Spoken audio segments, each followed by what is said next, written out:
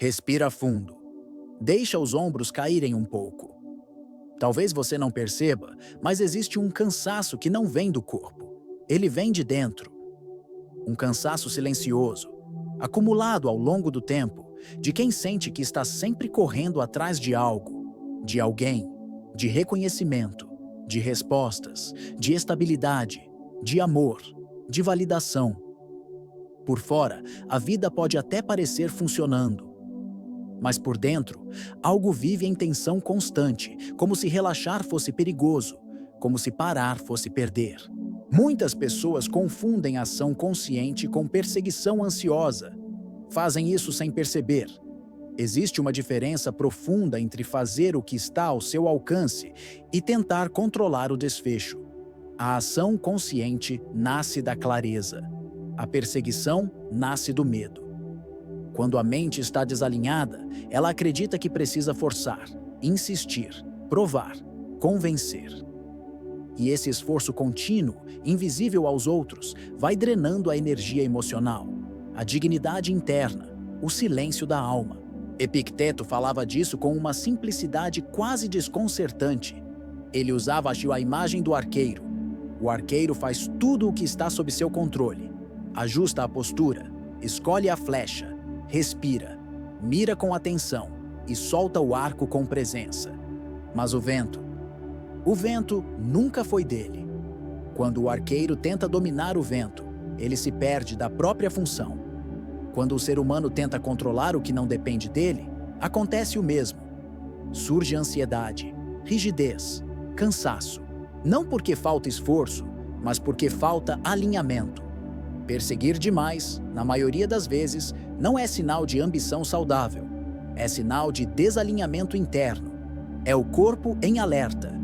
É a mente tentando compensar uma insegurança profunda.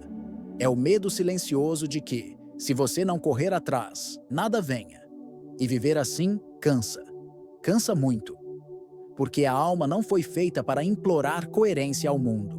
Ela foi feita para agir com lucidez, dentro do que é possível. Marco Aurélio oferecia outra imagem poderosa. A vida como um rio. Você pode aprender a remar, pode ajustar a direção, o ritmo, a atenção. Mas quando tenta forçar a corrente, o único resultado é desgaste. Alinhar-se não é se render. É aprender a cooperar com a realidade sem se violentar por dentro. É entender quando avançar e quando soltar. É perceber que nadar contra tudo o tempo inteiro não é força, é exaustão. Talvez você esteja vivendo exatamente isso agora. Uma sensação de estar sempre tentando mais um pouco. Mais uma conversa. Mais uma explicação. Mais uma prova de valor. E mesmo assim, nada parece suficiente. Esse vídeo é um convite a algo mais simples e mais profundo. Menos esforço interno, mais clareza externa, menos perseguição, mais alinhamento. Fica comigo até o final. Não para aprender algo novo, mas para lembrar de algo essencial que, em algum momento, você precisou esquecer para sobreviver. Existe uma crença silenciosa que se instala aos poucos e passa a governar decisões, pensamentos e reações internas. A ideia de que, se você não correr atrás, algo importante será perdido. Como se a vida fosse uma porta que se fecha rapidamente e você precisasse empurrá-la com força antes que seja tarde. Essa crença não costuma ser dita em voz alta, mas ela pulsa por dentro, acelerando o coração, encurtando a paciência, criando uma urgência constante que não descansa nem quando tudo está aparentemente calmo. No fundo, essa pressa não nasce da coragem. Ela nasce do medo. Medo de escassez, medo de rejeição, medo de se tornar irrelevante, medo de não ser escolhido. Quando esse medo assume o comando, o esforço deixa de ser uma expressão de presença e passa a ser uma tentativa de controle.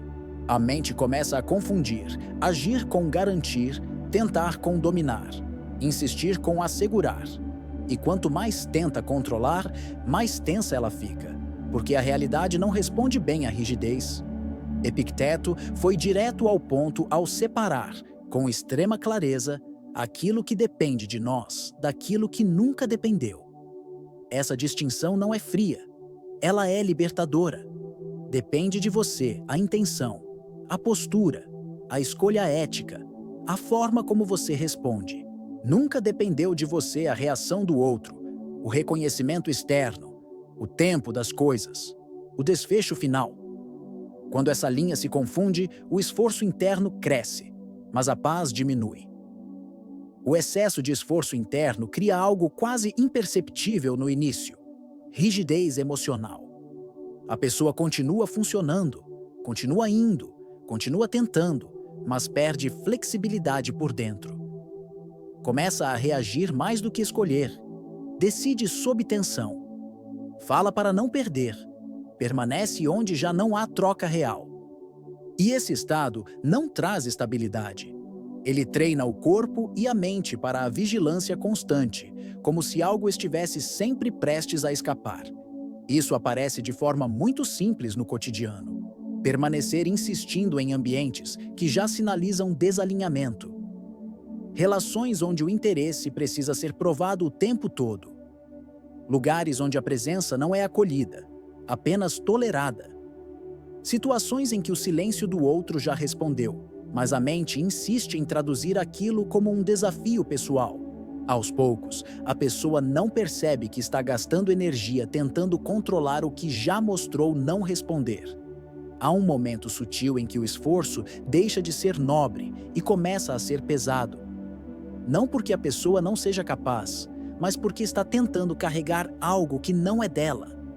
Quando isso acontece, a mente se cansa, o corpo se fecha e a alma começa a sentir que está lutando contra a própria corrente da vida. E é exatamente aí que a confusão entre esforço e controle cobra seu preço mais alto. Você faz mais, mas se sente menos em paz. Perceber essa diferença não exige dureza consigo mesmo. Exige honestidade silenciosa. Um reconhecimento interno de que nem tudo que se perde é fracasso, e nem tudo que se solta é desistência.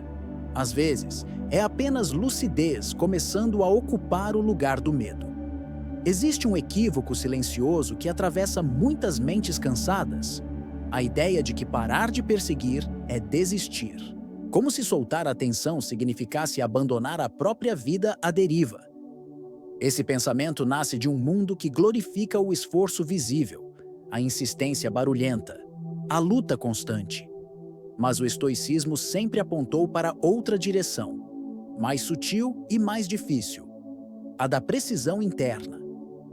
Alinhamento não é ausência de movimento. É movimento certo, no tempo certo, com a energia certa. Quando existe coerência entre valores, ações e limites, o corpo não precisa gritar para ser ouvido. A mente não precisa se explicar o tempo todo. A presença se torna firme sem ser dura. Alinhamento não tem a ver com esperar que o mundo resolva tudo, mas com agir a partir de um lugar que não está em guerra consigo mesmo.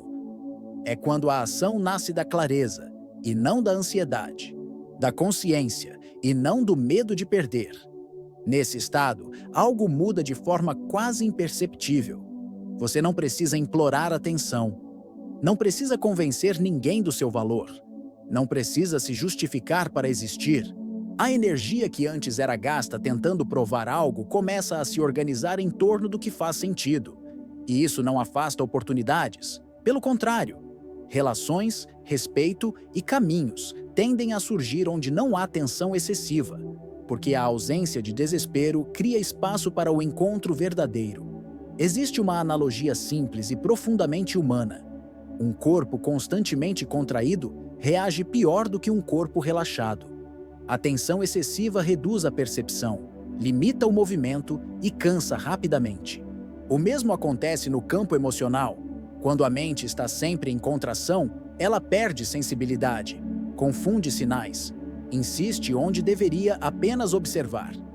Já a mente alinhada permanece desperta, mas não rígida.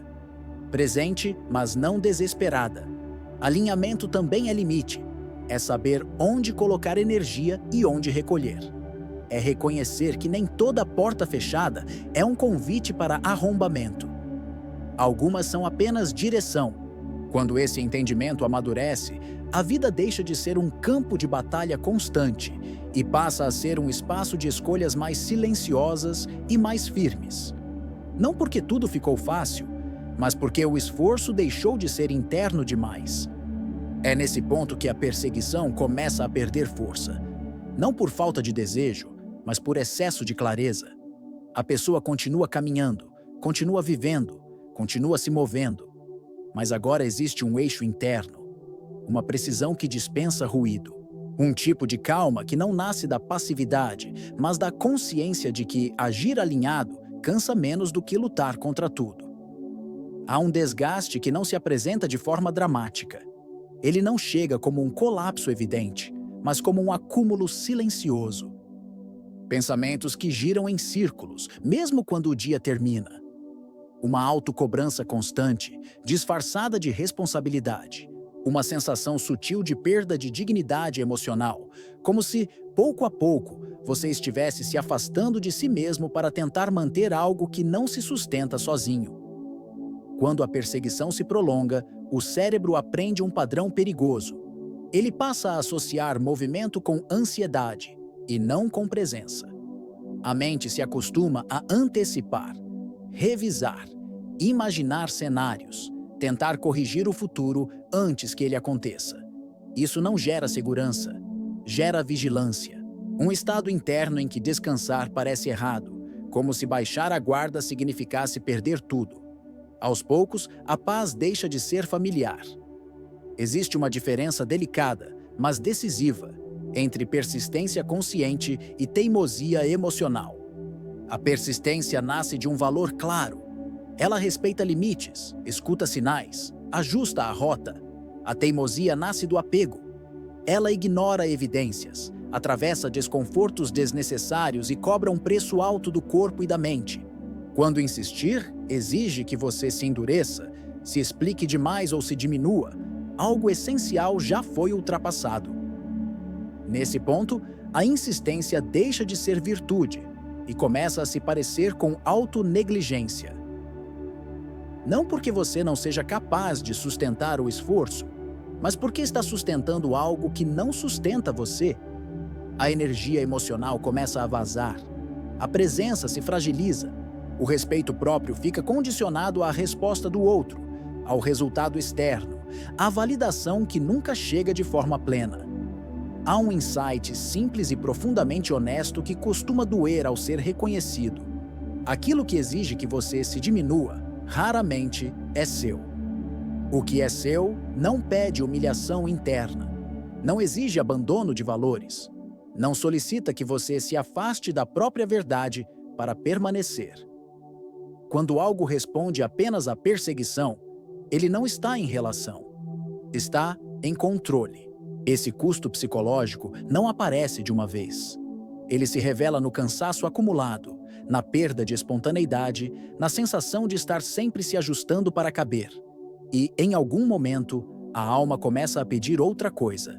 Não mais esforço, mas discernimento. Não mais insistência, mas presença.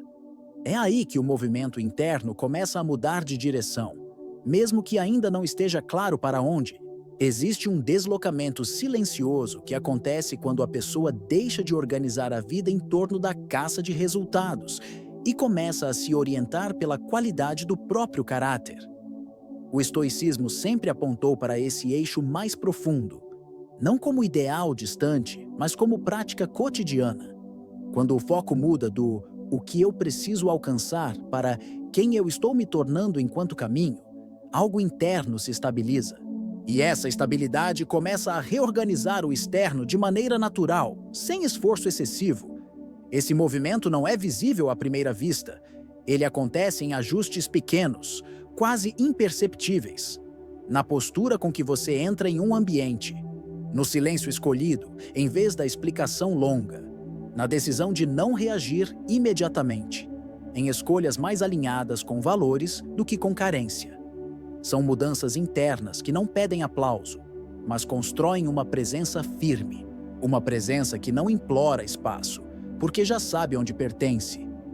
Quando esse alinhamento se aprofunda, surge algo que muitas pessoas descrevem como atração, mas que não tem nada de místico. Trata-se de coerência. Pessoas, oportunidades e relações tendem a se aproximar de quem não emite tensão constante. Não porque haja uma promessa invisível no ar, mas porque a ausência de desespero cria segurança. Onde há segurança, há abertura. Onde há abertura, a vida circula melhor. É comum observar isso em pessoas comuns, sem discursos grandiosos. Gente que, em algum momento, parou de correr atrás. Não por orgulho, mas por clareza. Parou de insistir onde não havia reciprocidade. Parou de se explicar onde não havia escuta. E, curiosamente, começou a ser procurada. Não porque se tornou distante ou fria, mas porque deixou de se abandonar para manter vínculos frágeis. A dignidade emocional voltou a ocupar o centro.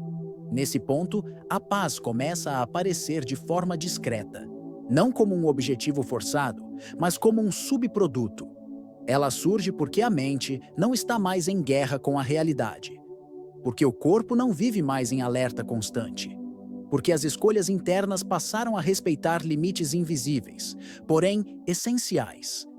A paz não chega como euforia, ela chega como chão. Como algo firme, onde antes havia apenas esforço. Tornar-se alguém que não precisa perseguir não significa perder o desejo. Significa libertá-lo do medo. O desejo continua existindo, mas agora caminha ao lado da lucidez. E quando isso acontece, a vida deixa de ser uma corrida exaustiva atrás de algo que foge e passa a ser uma travessia mais íntegra. Não perfeita, não isenta de desafios, mas sustentada por um eixo interno que não se rompe a cada silêncio externo. Existe um tipo de liberdade que não nasce quando tudo dá certo, mas quando você para de negociar com aquilo que nunca esteve sob seu controle. Epicteto apontava isso com sobriedade. A verdadeira libertação começa no instante em que a mente deixa de discutir com o incontrolável. Não porque a realidade se torna fácil, mas porque você deixa de gastar energia tentando dobrá-la à força. Nesse ponto, algo interno se reorganiza. A tensão diminui. O ruído mental perde volume. E você começa a se ouvir novamente. A vida se parece muito com uma longa caminhada. Há subidas, terrenos irregulares, trechos solitários. O caminho não desaparece quando você decide carregar menos peso, mas a experiência muda. Carregar menos bagagem não torna a estrada curta, torna a travessia possível. Quando você solta a perseguição, não está desistindo do caminho. Está apenas parando de carregar fardos que nunca foram seus para sustentar. Existe uma diferença profunda entre conseguir algo e tornar-se alguém inteiro. Conquistas externas podem preencher momentos. A integridade interna sustenta uma vida. Quando tudo depende de alcançar, provar ou manter algo fora, a paz fica sempre adiada. Quando a vida passa a se apoiar em quem você está se tornando, mesmo o que falta deixa de ser ameaça. A ausência já não define o seu valor. O silêncio do outro já não corrói sua base. Sêneca observava que o ser humano sofre mais na imaginação do que na realidade. E essa frase atravessa o tempo porque toca um ponto sensível. Grande parte do sofrimento nasce da antecipação, da perseguição mental, do medo de perder antes mesmo de possuir. Quando você solta a perseguição, a imaginação se acalma. O presente ganha espaço. A vida deixa de ser uma arena interna de conflitos constantes. Talvez exista hoje algum lugar da sua vida onde o movimento não nasce do propósito, mas do medo. Onde a insistência não vem da clareza, mas da insegurança de não ser suficiente. Esse reconhecimento não exige culpa. Ele pede apenas honestidade silenciosa, porque perceber já é um sinal de maturidade. Já é o início de um retorno para si. No fim, o que é seu não exige que você se perca para alcançá-lo. Não pede que você se diminua, se desgaste ou se abandone. O que é seu encontra você quando há espaço interno, quando a mente está alinhada, quando a presença está inteira. E às vezes, a maior conquista não é aquilo que chega, mas aquilo que você finalmente consegue soltar sem se quebrar por dentro.